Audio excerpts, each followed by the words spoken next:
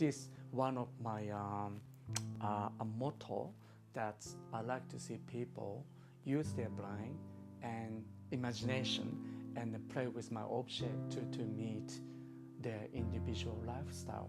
To me, it's kind of an interesting intellectual connection with myself and user. The original design inspiration came from one of the famous Japanese story, Hikaru Genji, who is the well-known novelty man, and also one of the oldest game, which called Genji Ko. They put you all the different incense, and each of them has different fragrances, and you have to pick the right name. So those sort of incense represent Hikaru Genji, each individual mistresses, and then his mistress come with a different sort of a code symbol. I just really stuck by the beautiness of striking all the different lines, and then I thought maybe I can take this element into three-dimensional object. So that's pretty much the shape represents this particular one code. A couple of years later, I was very lucky enough to introduce to world-famous fashion designer Akira Isogawa. I guess Akira saw this naked code as if a naked human skin, because I used a beautiful silver ash.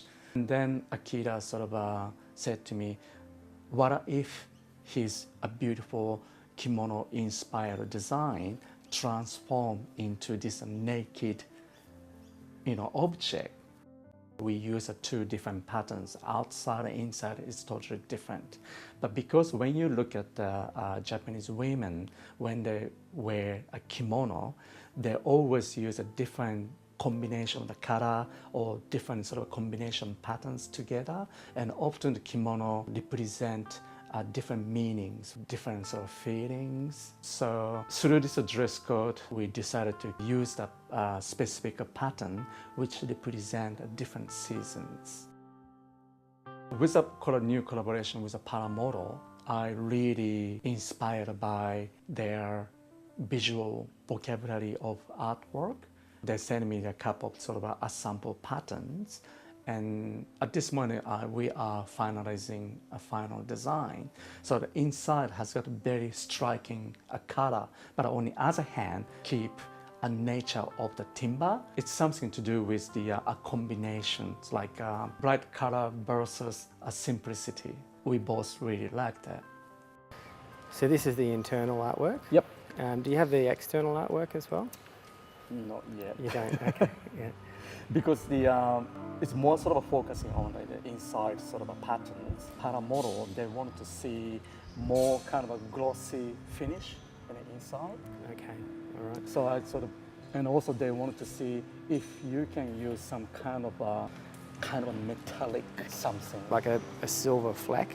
Yes. Inside the polish? Yes. Yeah, we can certainly do that. The glossy finish on the inside is more complicated because we tend to finish these when they're assembled, but I'm sure that we can do it. I like to see the pattern. It's continuous, as if like you have like a piece of kimono fabric and just simply wrapped up.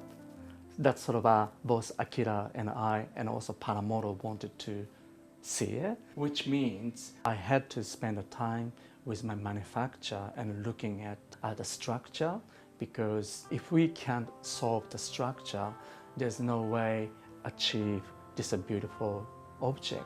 I wanted to use a traditional Japanese joint technique. So that sort of pretty much gave my manufacturer headache. And finally, we agreed to use the mitre joint. That's the way the joint won't affect on the patterns.